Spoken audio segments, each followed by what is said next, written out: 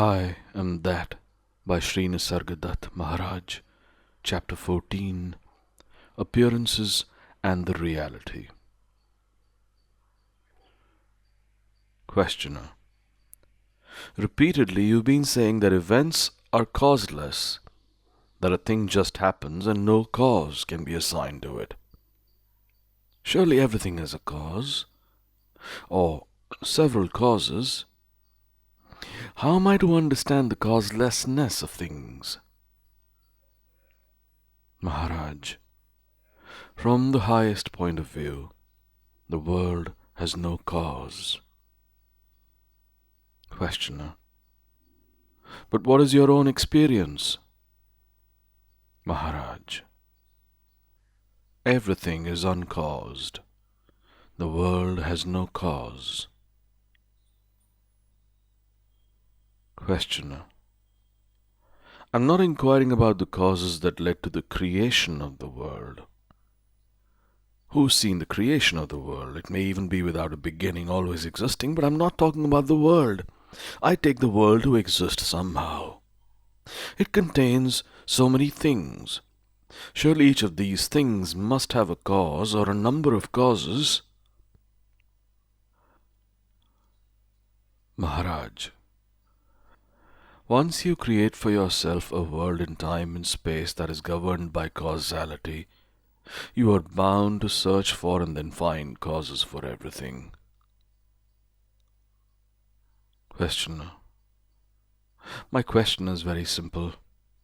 I see all kinds of things and I understand that each must have a cause or many causes, but you say they are uncaused, from your point of view. To you nothing has being, therefore the question of causation does not arise. Yet you seem to admit the existence of things, but you deny them causation. This is what I cannot grasp. Once you accept the existence of things, why reject their causes? Maharaj, I see only consciousness and know everything to be consciousness, as you know the picture on the cinema screen to be light.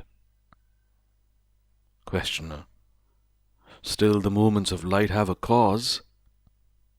Maharaj, the light does not move at all. You know very well that the movement is illusory, a sequence of interceptions and colorings in the film. What moves is the film, which is the mind. Questioner: this does not make the picture causeless.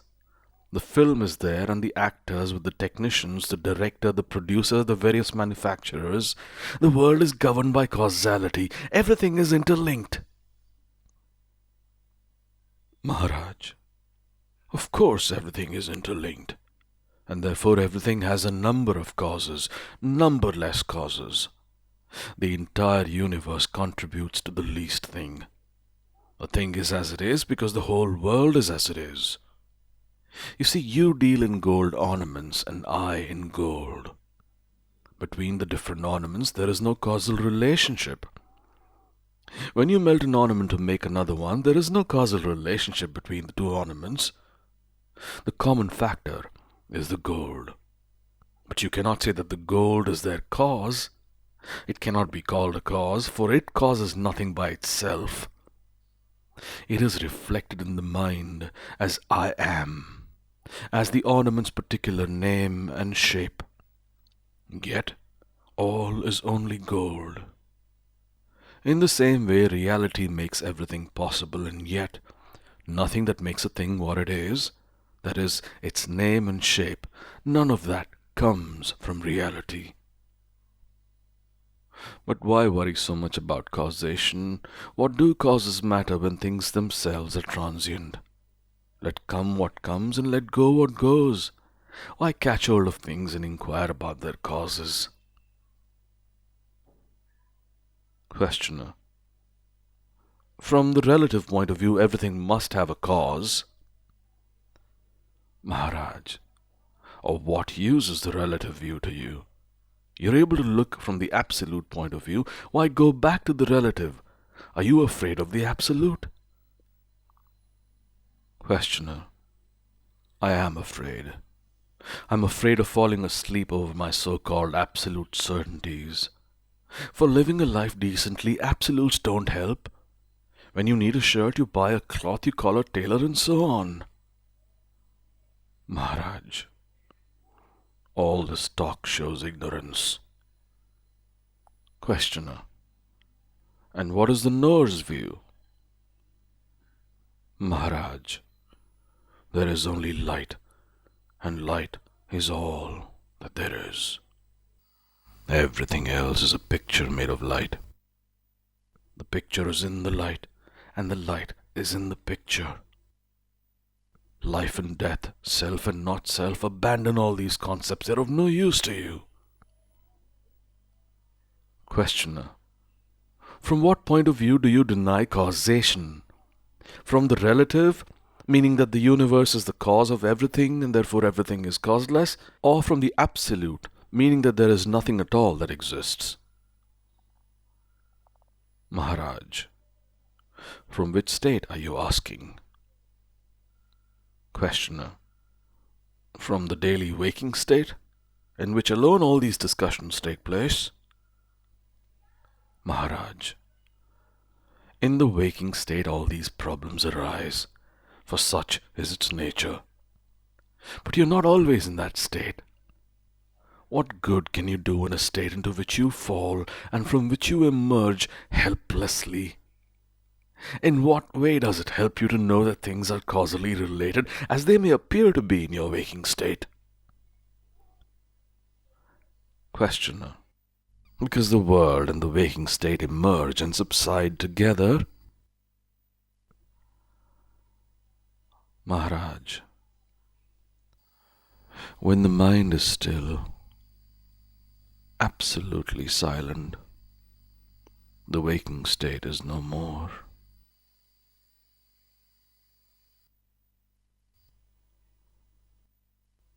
Questioner, words like God, universe, the Guru, the total, the absolute, the supreme are just noises in the air because no action can be taken on them.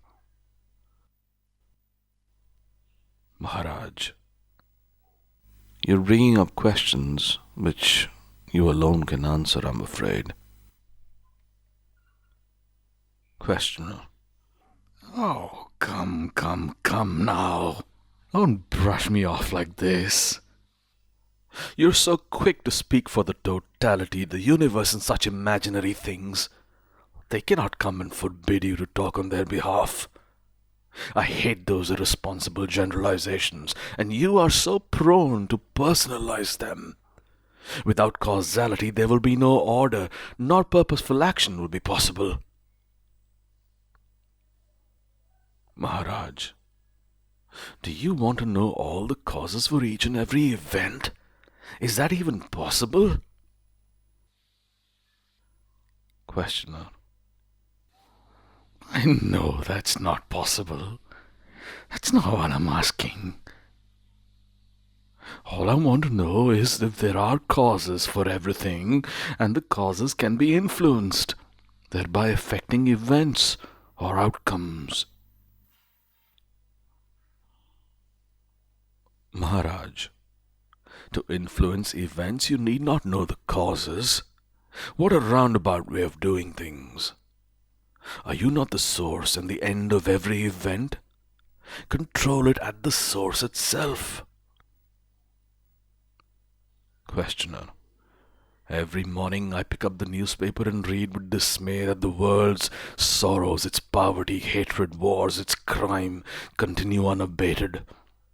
My questions are concerning the fact of sorrow, the cause, the remedy. Don't brush me off saying this is all Buddhism. Come on, don't label me.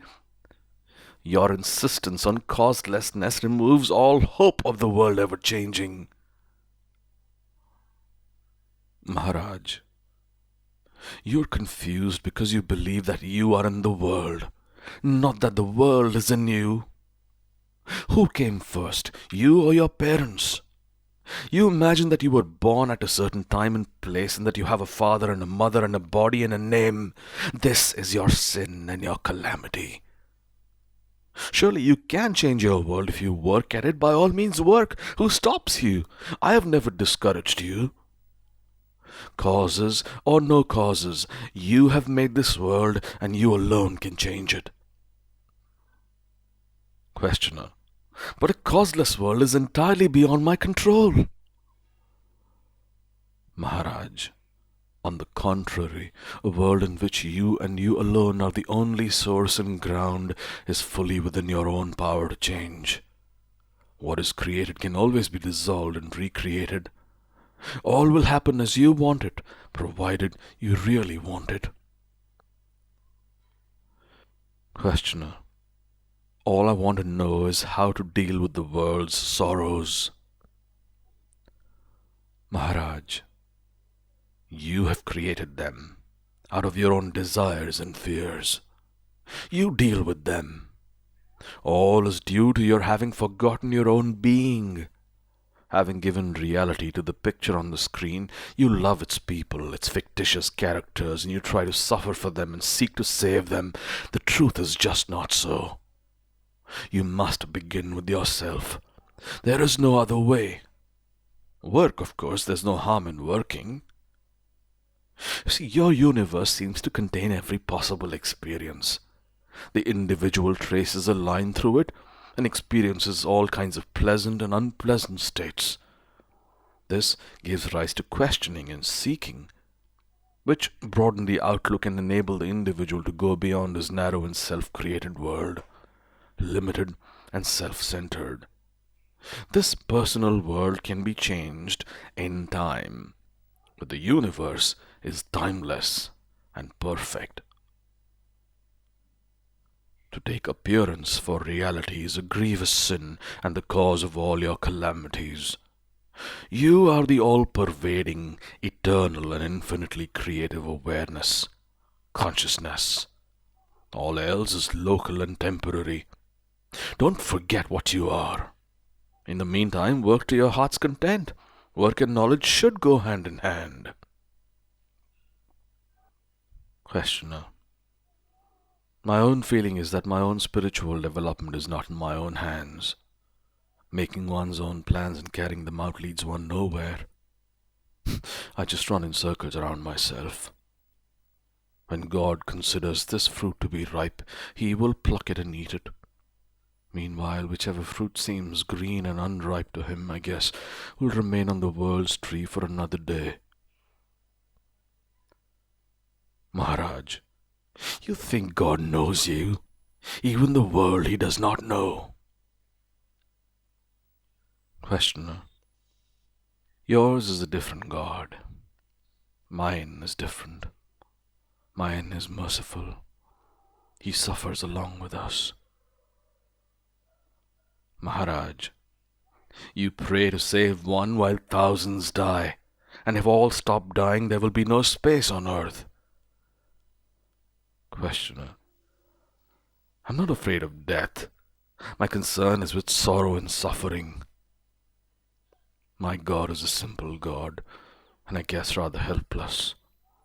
He has no power to compel us to be wise. He can only stand and wait.